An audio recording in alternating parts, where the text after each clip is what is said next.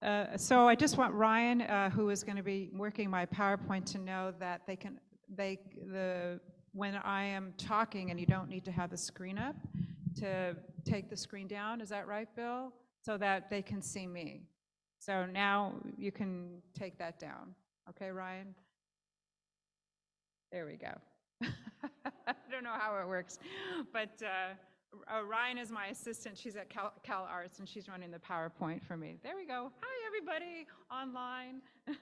Thank you, Joel and Hazak, for inviting me to speak this morning. I'll be talking about the life and music of David Nowakowsky, who was the subject of my doctoral treatise, it's called. Not a dissertation, as I have a DMA, not a PhD. A DMA is Doctor of Musical Arts. It's a performance degree rather than a writing philosophical degree.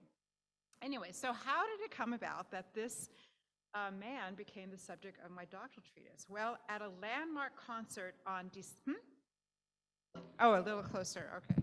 Let me just, I can't then see. It's a question of seeing or hearing, huh? Is that better? Okay. So at a landmark concert on December 2nd, 1989, the music of David Nowakowsky was performed at Royce Hall under the baton of Roger Wagner.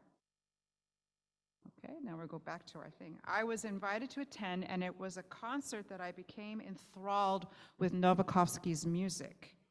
And I then went on to make him the subject of my doctoral treatise. And there's my treatise. It's coming up next. Shortly after my DMA graduation in October of 1993, I was invited to participate in the Second International Festival of Jewish Art Music in Odessa. David Novak, a great-grandnephew of Nowakowsky, also came, and we started to film a documentary. So let's see David Nowakowsky. He was born in 1848 in the village of Malin on the outskirts of Kiev. At the age of 8, he left home for Berdichev to study with the great cantors of the time. Now, Berdichev at the time was the second largest population in Russia, next to Warsaw. Okay, and there's Berdichev. You've probably heard all the great rabbis and cantors came from there. There was a large pogrom in 1919 where the whole Jewish population was decimated. At 21, Nowakowsky had already established himself with a reputation as a highly respected teacher of conducting, harmony, and counterpoint, and he was appointed choir master of the Brody Synagogue in Odessa, and he remained there for 50 years. For 30 years, he was also the music teacher at Odessa Orphan Home and was a professor of theory and harmony at the People's Conservatory. And this is a picture that I took of the famous Odessa steps.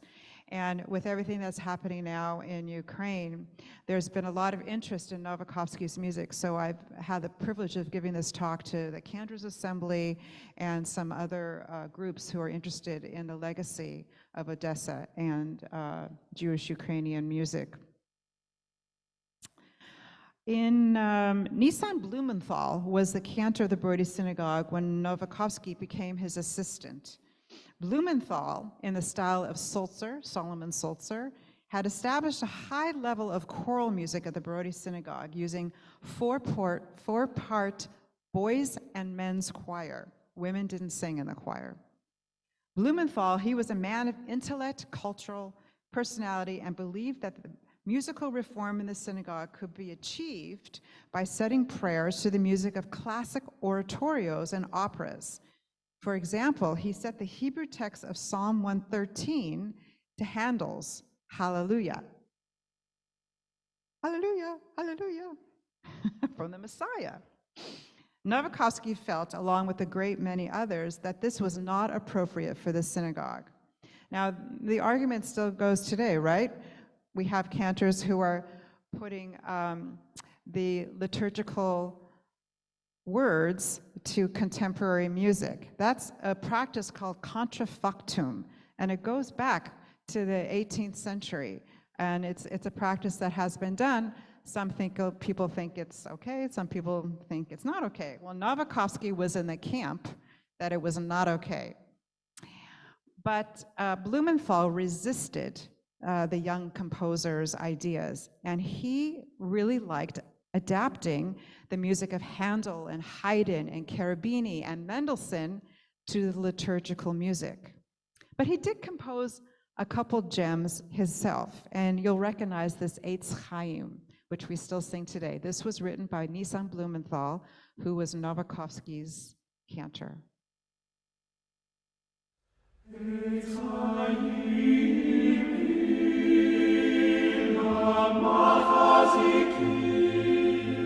not hearing it, Ryan. Uh-oh.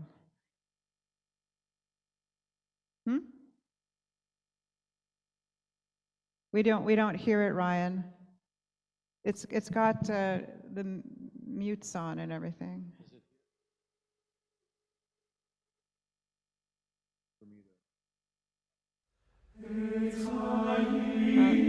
the famous song.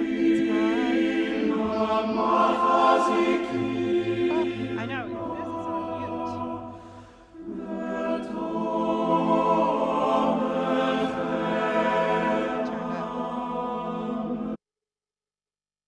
No, it's playing. I can hear it, but it's very soft. Try it one more time.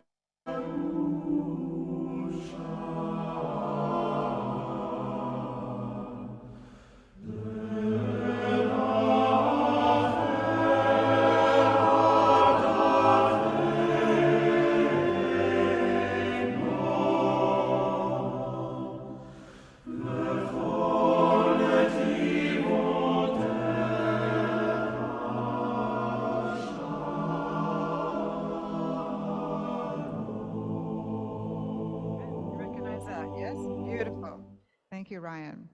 Nowakowsky rejected the idea of adapting the Jewish liturgy to the classical composers. Instead, he based his compositions on the ancient traditional modes. In 1891, Blumenthal retired the pulpit to cantor Pinchas Minkowski. He had a beautiful lyric tenor voice and a comprehensive knowledge of harmony and counterpoint. Minkowski was thrilled to have David Nowakowsky as his musical director and co-worker at the Brody Shul. During the Blumenthal period, Nowakowsky had been subdued and was obligated at times to act as assistant cantor. With Minkowski, the relationship developed into one of equality, friendship, and respect, and a dynamic relationship developed between Minkowski and Nowakowsky. This unique relationship inspired Nowakowski's genius. The Minkowski-Nowakowsky period of the Brody Synagogue acquired fame throughout Europe. It was the envy of the cantorial and ambitious choirs, cantors everywhere. Visitors to Odessa in the area never failed to visit the shul to hear Minkowski's Chazanut and Nowakowski's choir. The choir was made up of professional singers from the Odessa Opera and audition boys. He was a choir director of distinction, commanding and demanding. Russian dignitaries, some of the military stationed in Odessa, are said to have gone to the synagogue where good singing was to be heard. Nowakowsky, in his modest way, felt it was his duty to make use of the traditional modes and melodies wherever possible. This was in line with the growing movement among European composers of synagogue music of that time. Synagogue music needed to be more synagogal. He is considered one of the first to make use of the nusach as thematic material. So the next one, this is the Odessa. This is the Vishamru. This is one of Nowakowski's works, and it's actually the first fugue. If you don't know what a fugue is, you can see here the basses are coming in, and then the tenors, and then the altos, and then the sopranos. This is a technique that Bach developed, and it's called a fugue. And Nowakowsky was the first to use this in his compositions. The next one you're going to see is a Lecha Dodi. And Lecha Dodi, he said that everybody made it sound like a hurdy-gurdy, right? Lecha Dodi, likrat kala, which we all enjoy singing, but it's not very synagogal. So he wrote this one, Lecha do di li kra, and I actually have a recording of the Valley Beth Shalom choir singing it way back when. Let's listen to that. Turn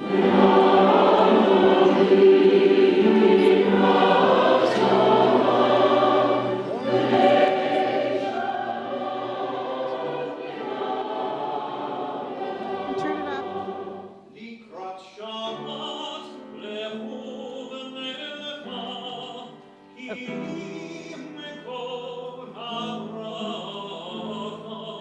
That's Phil Barron singing.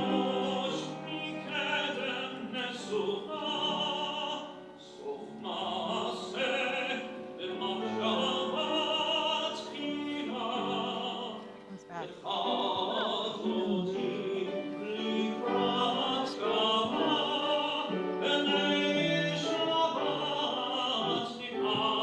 choir and the congregation answer.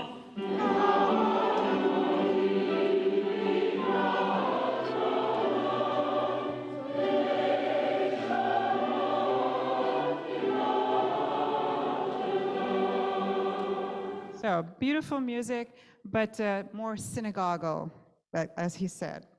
So I have a very interesting story about, they had no organ in the Brody Synagogue.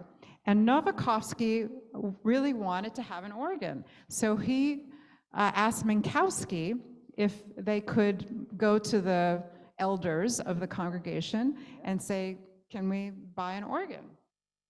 Well, Minkowski said that the synagogue was not ready for such a progressive act. So Nowakowsky devised a plan to convince Minkowski of the necessity of the organ.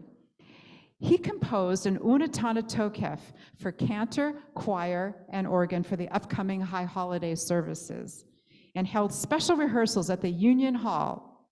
Nowakowsky demonstrated to Minkowski the superiority of the cantorial solos when accompanied by the organ. Well, convinced, Minkowski then appealed to the board and the senior member of the Brodsky clan. The Brodskys are the ones that created the Brody Synagogue. They were the largest sugar plantation dealers in Odessa.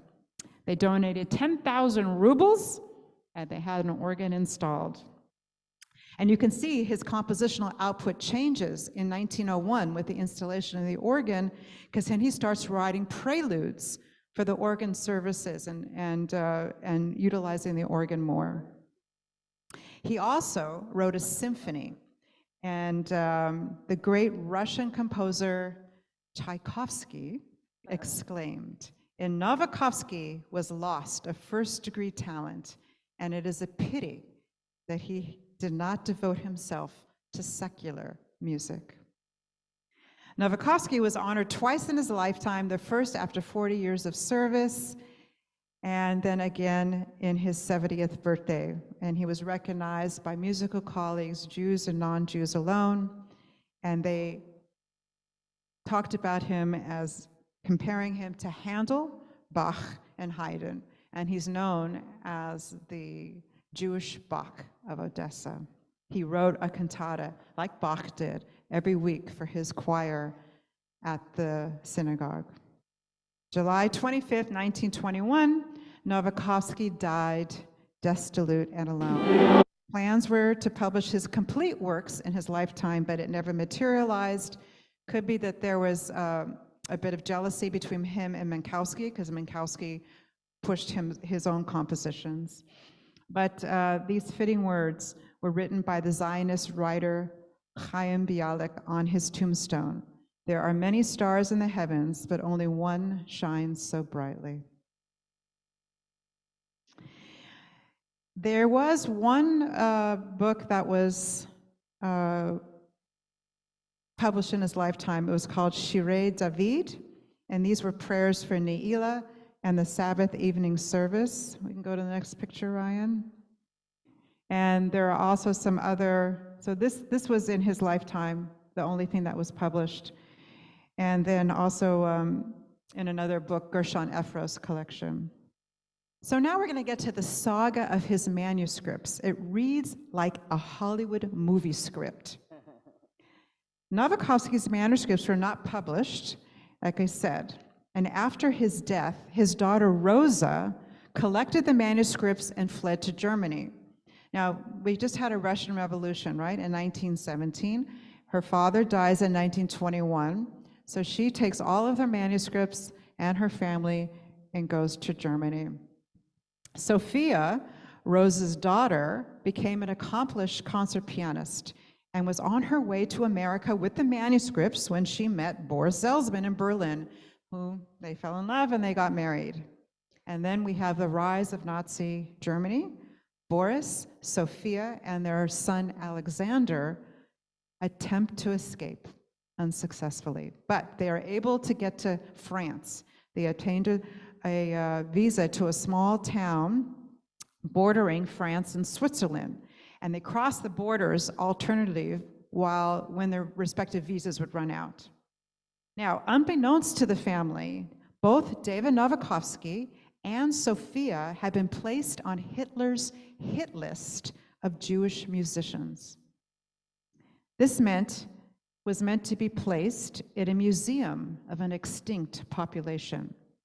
The lexicon included well-known names such as Felix Mendelssohn, Rudolf Zirkin, Jacques Offenbach, Giacomo Meyerbeer, Gustav Mahler, and this is the page that has a Nowakowsky on it. Can you see his name? Nowakowsky, David. And this was, I'm fine. This is my little clock so I can watch my time. So this was the lexicon that was developed here. Oh, Mahler was Jewish, sure. Yeah. Mahler converted to Christianity in order to get his music directorship at the Leipzig Opera, was it? One of the opera houses. In order to be hired, he had to convert to Christianity, but he was born Jewish. If you listen to his first symphony, you'll hear the klezmer influence, and I think it's the third movement. But Mahler was definitely Jewish. By the late 1930s, the Nazi Party needed to create a comprehensive race-based guide to German music.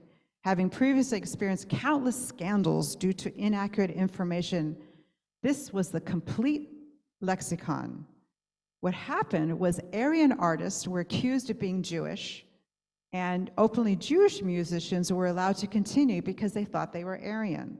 So Garrick had put together this lexicon so everybody would know who was Jewish and who was Aryan. The book opened with the proud assertion that the purification of our culture, and thus also our musical culture, of all Jewish elements have been successful. Clear legal restrictions have ensured that in Germany, the Jew is not publicly active in the cultural sphere, not as musician or composer, not as writer or publisher or businessman. Now, Sophia, you remember, is in this transition between France and Switzerland. So she arranges a piano recital for Genevieve Radio, and just as they're about to engulf France, she gets to Geneva. And then she is able to get her son, Alexander, out in 1942. 1943, Germany occupies most of France. We can take down, if you want to stop, Ryan, so people can see. Hi. 1943, Germany occupies most of France. 1944, Boris enters Switzerland illegally through a cafe on the border. The entrance of the cafe was on French territory, and the exit was on Swiss territory. Meanwhile, he has all the manuscripts and the writings of Nowakowsky. So he takes it to a village in Archamps, Vichy territory, where a farmer, a righteous Christian family, agreed to hide the manuscripts. 1945, the war ends and Boris arrives at the farm, fearful that the farmer would have destroyed any evidence linking him with the Jewish question. Instead, Boris finds all the manuscripts safely buried in 2 ammunition crates under a trash heap to hide their location. Here's a dramatization of those events, created by cantor Ronald Grainer, a Nowakowsky enthusiast. This is a just a dramatization, but it uses all of Nowakowsky's music so you can hear it. Starts with the Kol Nidre.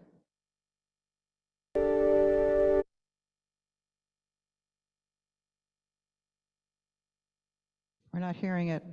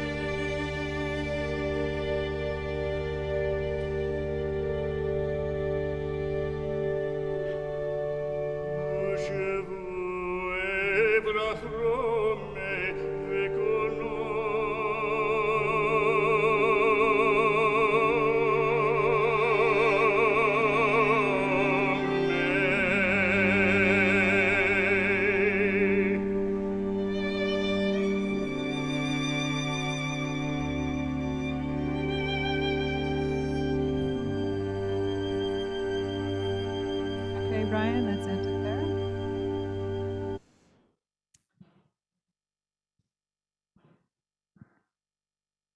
Okay, so where are we? Alexander, okay. So the Salzman family then moves to Paris with all the manuscripts intact. Alexander, in 1952, is accepted to Columbia University and brings the manuscripts to his uncle Leo in New York City. Nowakowsky had 5 children: Leo, Solomon, Carolina, Rosa, and Dora. But there's no record of his wife. Kind of funny. 1955, Uncle Leo, together with his sons, Jack and David Novak, present the entire collection to the Hebrew Union College School of Sacred Music, along with the copyrights and sole publication rights to the Sacred Press. A special editorial committee is formed, and their agenda to select pieces to publish his music. But unfortunately, only a sampling of the pieces were published. The committee was abandoned. Some of the members died, and one of them, which we know, Max Helfman, actually came to West. He was a great fan of Nowakowsky's music, and this is what he says of Nowakowsky. He rises to unequal heights in the imaginative interpretation of our liturgy.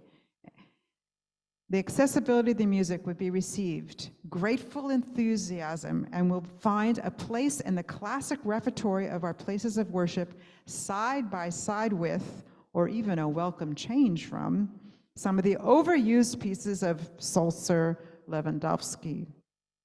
Helfman, as we know, moved to the West Coast, pursued his own illustrious career.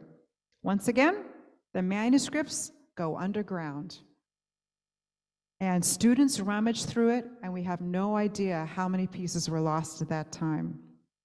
In 1980, the manuscripts were returned to the grandsons, Jack and David. They lived here in Los Angeles, and that's how I became involved with the Nowakowsky's Foundation. There was also another set of manuscripts with David Lefkowitz at the Park Avenue Synagogue. Nowakowsky's music had been performed there because his organist, Nowakowsky's organist, emigrated to New York and brought the music with him. So David Lefkowitz had a lot of the music. Then the Nowakowsky Foundation was established by Jack and David Novak Nowakowski's grandsons, to perform, promote, and publish the works of Nowakowski. And that's who I became involved with. Now, while we were doing our documentary, we had the good fortune of finding, still alive, someone who sang with Nowakowski.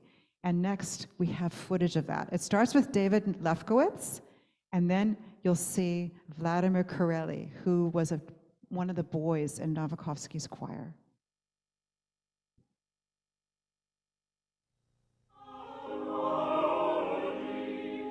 The Central Cinema, Park Avenue Cinema. Nowakowski's music.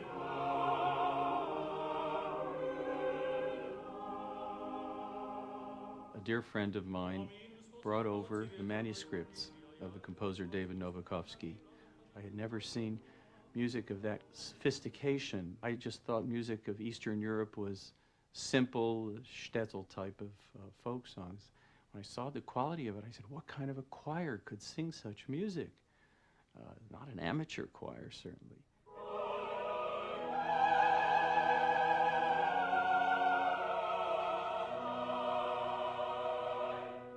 There were 24 children in this choir that represented the soprano and alto parts. And these were not just little kids entertaining the people. Can we turn it These were up? very sophisticated, Down? professional young musicians. Я как сейчас вижу это все, как будто это было совсем недавно, а прошло же 80 лет, а память у меня. Ryan, also make we can't see the Вот transliteration, и ню. the translation on the screen. Память. Сейхл, будь здоров. Anyway, I don't think we can't really play it because you can't see, but this is Vladimir Kureli. He sang with Nowakowski. He remembers auditioning for him when he was 8 years old, and he tells a story about when he came in, and Nowakowski was like a god to him because he was the music director, and he made him sing, and he sings do, re, mi, fa, si, la, and he talks about what Nowakowski said to him. Come here, Kapochka, and it's such a wonderful interview, and I'm sorry that it's not coming across, but we'll go to the next thing now. The next thing is you're going to hear or see is a clip, hopefully, of me conducting a guild conference. This is the Temple Guilds Conference in Toronto, 1997. This is just 1 month after my son is born, so if I look a little... And as part of my doctoral work, I edited 9 pieces of Nowakowski. So this is his Hashki Venu, and I presented it to the Cantors Assembly in 1997. Let's see if we can see this.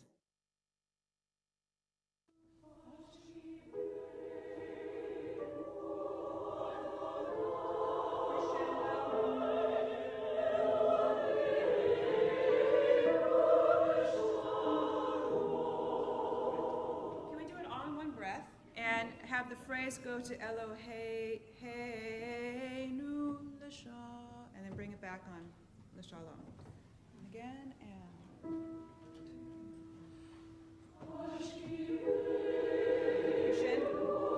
Long one, pull it. I love singing Bach, or I love conducting Haydn and Mozart and all that. But it's different when I conduct Nowakowsky or any Jewish composer. There's some connection with my past. There's a connection in my soul.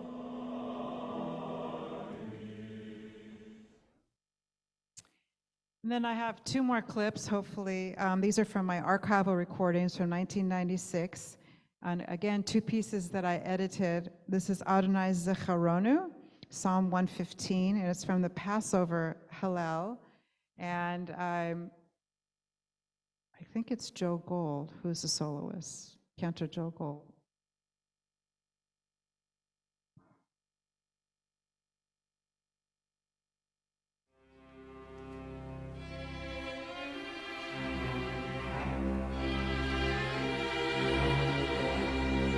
University Synagogue. Just listen and don't look.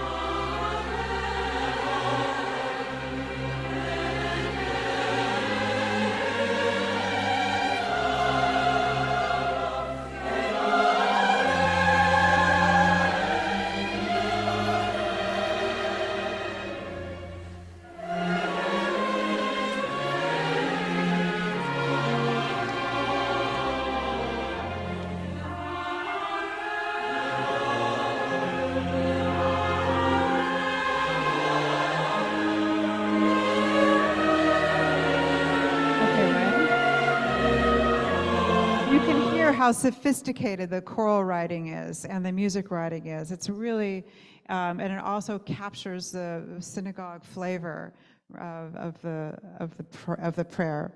The next one is a Kol Dodi, which is from the Song of Songs, The Voice of My Beloved.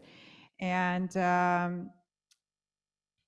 this is one of my favorite songs. I actually had 3 different versions of the manuscripts of this one. This is what you do when you're editing. You collect all of the manuscripts that he wrote, different versions of it. One was for organ and choir, one was for solo and organ, and one was for a small orchestra. So I looked at all of these manuscripts and I put together my own edition utilizing all of those different versions. So let's see if we can hear a little Kol Dodi.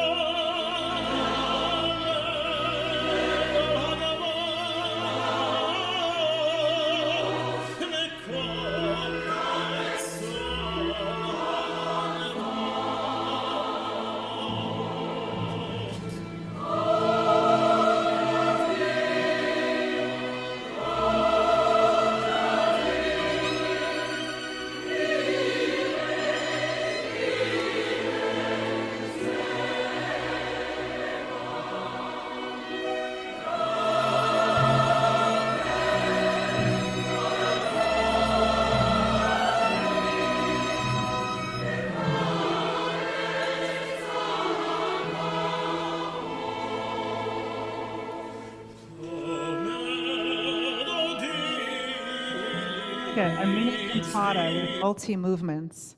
So just a little bit of that. And then here's the list of all of the music that I edited. Feels like another life ago, but way before the Los Angeles Jewish Symphony. And so this is the choral series that I participated in. That's my presentation. I'm sorry that the videos didn't look great. Any questions? Yes.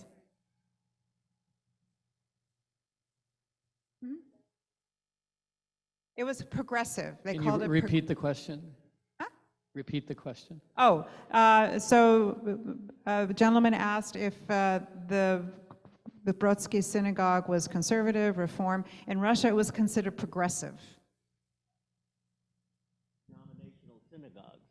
They weren't all Orthodox.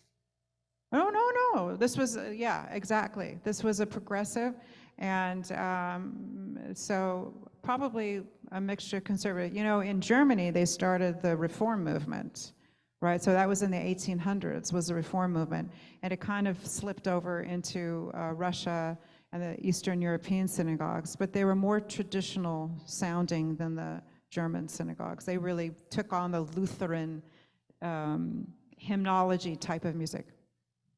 Thank you. It was the music, when I went to the concert at UCLA and heard this music, I was astounded because I had never knew it existed, and it really touched my soul in a deep way, and it still does, and it's still how I think about synagogue music. Should really have some kind of relationship to the words we're actually singing. Yeah. Where are the great cantors of Los Angeles these days? Where are the great cantors? No, I mean, if one wanted to hear great cantorial singing. And Natam Barat is in, he's at the Beverly Hills Orthodox Synagogue. Nati Baram, he's one of the greatest cantors I've ever heard. He's Orthodox. So there's no organ. There's no organ. And no choir. Well, I don't know, do they have a choir there?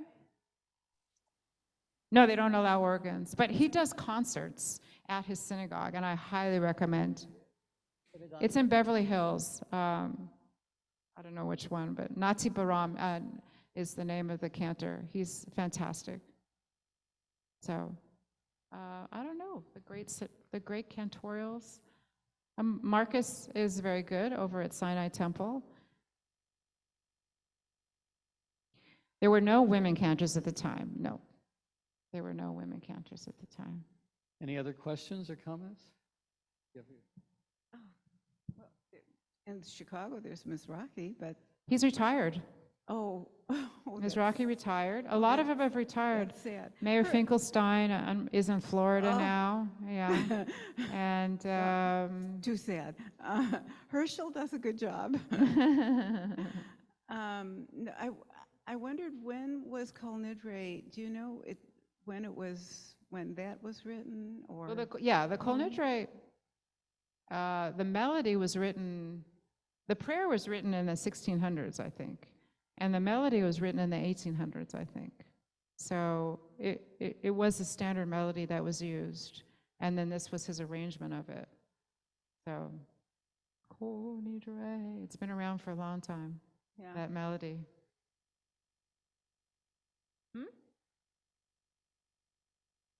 Jackie, yes. Rafi, yes, very good. So, coming up, if you want to go to our website and look at the L.A. Jewish Symphony, I have some things coming up if you're interested in. First of all, do you know Esther here? Esther lived in the Shanghai ghetto, and I have the great fortune of conducting 5 shows at the Wallace called Shanghai Sonatas, the Wallace in Beverly Hills, and it's a very little known story of the Holocaust, where 20,000 Jewish refugees had no place to go, and Shanghai took them in. And then, of course, the Japanese attacked China, and all of the Jews and the Chinese went into the Shanghai ghetto. Of those 20,000 refugees from Europe, 400 of them were musicians, and a group of them started the Shanghai Conservatory and brought Western music education to the Chinese. So every Chinese musician that is working today, with most musicians, can trace their lineage of their teacher back to this, a Jewish Holocaust refugee. So the show at the Wallace is the true story of the gentleman who was a violinist and found out, he was adopted by a Jewish family, he found out that his teacher's teacher was one of these Jewish refugees, and he wrote an incredible musical that uses Jewish music, Chinese music, and the relationship between the Jewish refugees and the Chinese refugees and their life there. And it's going to Broadway, and I have the good fortune of conducting the premiere in LA of the concert version. So it's at the Wallace, March 16th through 18th, and it's Esther's story. You're going to I'm going to be, well, I had a long Zoom session with the composer, thanks to Noreen, and he asked me if I could play the piano for him, which I did. I played Fur Elise and I got through it without, even though I'm not really playing classical music much at the moment. And then I played him something else that I played by ear, one of the things from The Merry Widow. And he said to me, oh my goodness, yes, definitely. You'll be part of all the receptions and the show, and I would like you even to play the piano. Wow. So that was what happened, and I'm so thrilled about it. So I had and I had a meeting with Suzanne Rater, and I brought the Chinese man who had launched his book that I spoke about last time, remember? And he came, and now he's going to be part of it because he did so much research. I wasn't in the ghetto. I was behind bars because we were British. But we helped the ghetto people initially when they arrived. And so my family was in Shanghai for 100 years. So, right, so I'm so excited about this whole thing. And there's another show coming up with another professor who interviewed me 3 years ago called Three Shanghai Girls. And unbeknown to me, he had a part for me in it. And he wants me to compose the music for some of it and to play background music while I'm speaking. And I still don't know what I'm going to be saying. That's fantastic, Esther. Yeah, so everybody come to the Shanghai Sonatas. Tickets are on sale now. It's March 16th through 18th. Yes, the Wallace. It's called the Wallace Annenberg Theater in Beverly Hills. No, we will have a link we will have it up on our schedule. It's not a Jewish symphony event. I'm a guest conductor. Oh, I don't know, Ryan, do you want to play the trailer? It's on YouTube, Shanghai Sonatas and the Wallace. Maybe Bill, you want to find it? Huh? I know, but I'm not anywhere to put it up. Somebody else has to do it for me. Anyway, while they try and find it, it's on YouTube at the Wallace website. You can find the link. It's incredible. You could go and watch it yourself. And then March 19th, the Sunday right after that, we're giving, now this is an LA Jewish Symphony concert, we're giving a free concert of our Sephardic education program and with Marcelo, and then Chloe Primarati is, oh, here's this.